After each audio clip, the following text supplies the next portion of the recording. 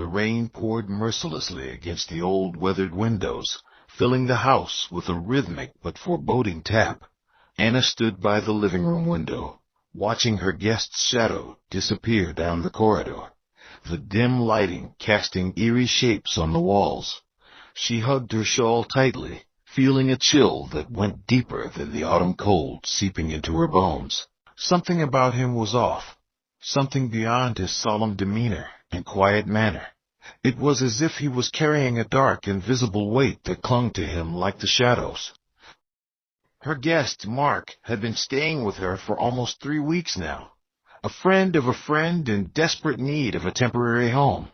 Anna, a single mother in her 40s with a generous heart, had offered her spare room, trusting the recommendation and hoping for a little extra income. She told herself not to overthink his odd habits, his erratic hours, his sudden silences, the way his eyes seemed to dart around the room as if he were always searching for an escape.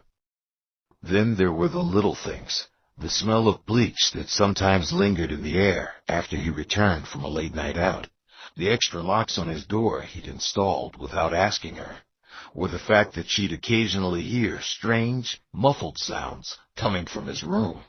But Anna ignored these things, telling herself that he was just a private man, a bit of a loner, until she opened her news app that night, saw a breaking story, and felt her stomach drop. Another woman found murdered in her apartment, body discovered after 3 days. 4th victim in 2 months. A cold shiver ran through Anna. The police sketch shown beside the article sent her heart pounding. The resemblance was uncanny, a face framed by dark hair, eyes piercing and intense. It was Mark. She was certain of it. But how could it be?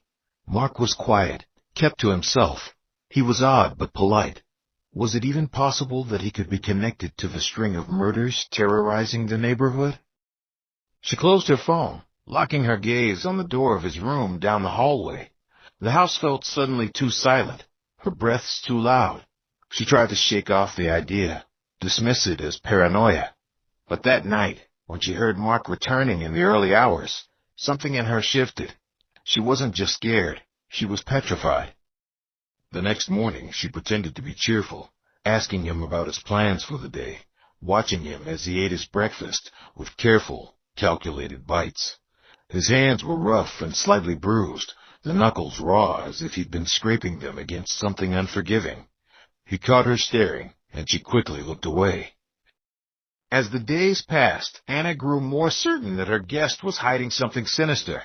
She started to notice other small details, the way he avoided looking her in the eye, the meticulous neatness of his things, as if he were constantly covering his tracks. Then she found it. One evening, when Mark had left for his usual nightly outing, Anna went into his room, her heart hammering in her chest. She knew she was crossing a line, but curiosity and fear compelled her. What she found under his bed chilled her to the core. A worn, leather-bound notebook, pages filled with dates, times, and cryptic notes, each entry describing a woman, her location, her habits.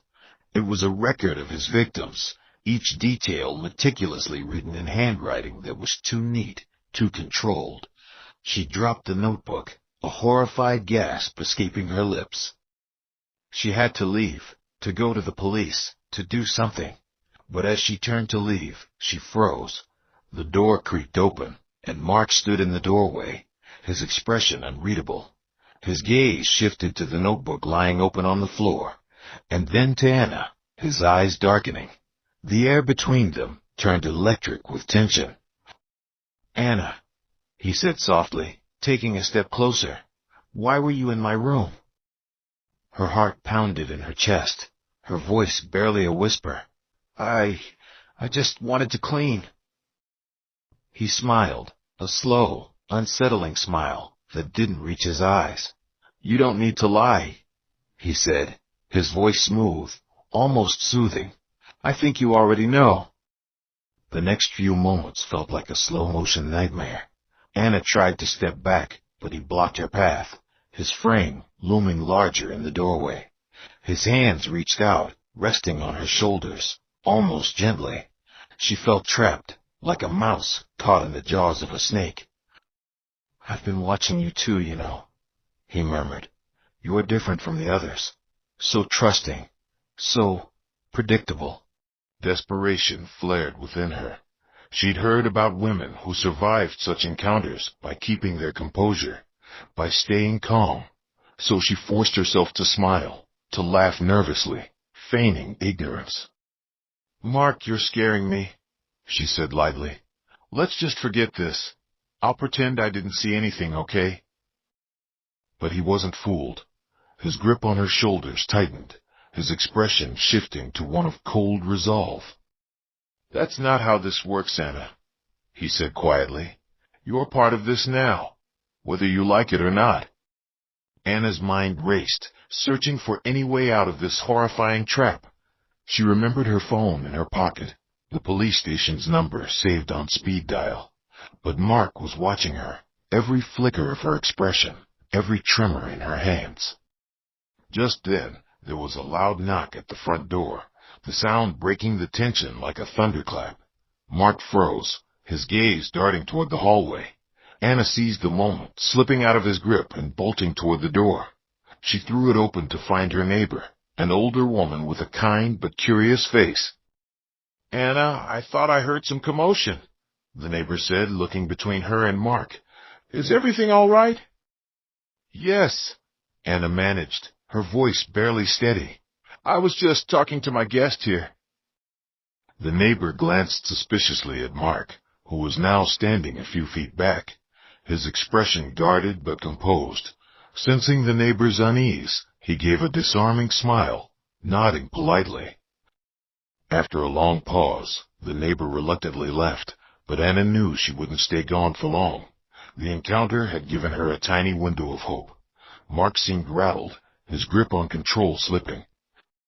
Over the next few days, Anna played along, pretending to be unperturbed, as if nothing had happened. But in secret, she gathered evidence, taking photos of his notes, recording conversations when he let down his guard. She knew she couldn't survive this on her own. She needed the police. But with Mark's paranoia and unpredictable schedule, reaching out was a near impossible task. Then one evening, Anna's chance finally came. She heard Mark talking on the phone in his room, his voice low and tense. She crept to his door, listening to him argue with someone, talking about loose ends and cleaning up. Her blood ran cold.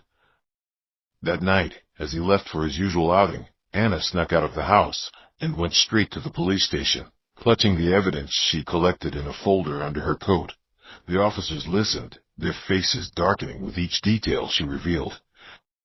Within hours, the police arrived at her home, quietly surrounding the place, waiting for Mark to return. When he did, he barely had a chance to react before they apprehended him. Even then, his composure never faltered, his expression serene, almost as if he'd been expecting this outcome. As he was led away in cuffs, he locked eyes with Anna one last time, his expression filled with something that looked like admiration. The moment chilled her to the bone. In the days that followed, the full truth about Mark came to light.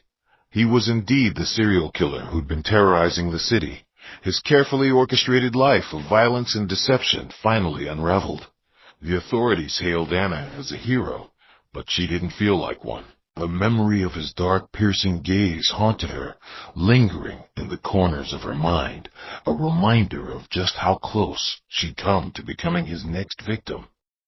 But she had survived, and as she walked through her now empty home, she felt a strange mix of relief and dread, knowing that for the rest of her life she would never forget the danger that had once lived under her own roof.